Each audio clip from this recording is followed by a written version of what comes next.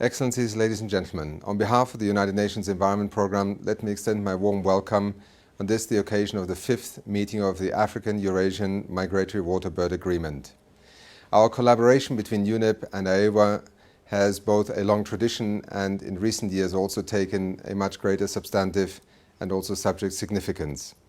The work that you will be doing during the coming days is obviously one that not only is of great interest to us in UNEP, but that also binds us together in the overall objectives of trying to bring the issues of species and biodiversity, loss of habitat and habitat degradation to the attention of the international community. I would like to also extend my warm thanks to the French authorities for hosting this 5th meeting and to also provide the delegates and also the Secretariat with all the support necessary to make this a very successful and productive meeting. Clearly, as it comes just a few weeks before the Rio+20 summit, it is important to make the link between the conservation of migratory waterbird species and the broader discussions about sustainable development, and in the context of UNEP's work on the green economy, the linkage between conservation and people. It is also a centerpiece of the theme for this meeting, and in that sense it will hopefully provide not only for AEWA itself but also for the discussions in Rio yet another example of how multilateral cooperation and multilateral instruments can be part of an environmental governance and cooperation framework for the global community to address issues such as migratory waterbirds.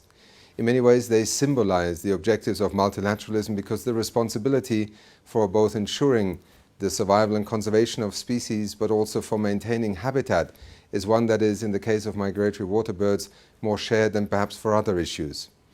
Our contribution to supporting AEWA and the work of member states extends from both a very close collaboration with the Secretariat on issues such as information and knowledge management to also developing new online reporting systems, of which AEWA is in fact the first one to use this new framework that we have been developing together with the UNEP World Conservation Monitoring Center.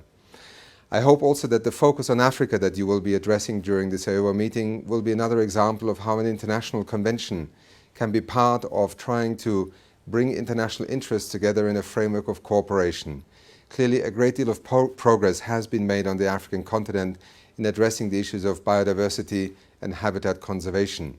Particularly for migratory waterbirds, Africa is a central landing spot, but also a central place in which the linkage between the benefit of biodiversity conservation, species conservation, and human well-being cannot be more obvious. The notion that wetlands are not only a place where species survive and thrive, but also form an integral part of the ecosystem services that we look to nature to ensure that we as human beings can continue into the future to benefit from the extraordinary capacity of nature to sustain our societies and economies. In that sense, I hope that your meeting in La Rochelle will provide both a new impetus and a stronger focus on the need to act, particularly on the most threatened migratory waterbirds, but also to continue to build that narrative that will always link conservation of nature with human well-being. It is also the bridge to Rio+20. Thank you.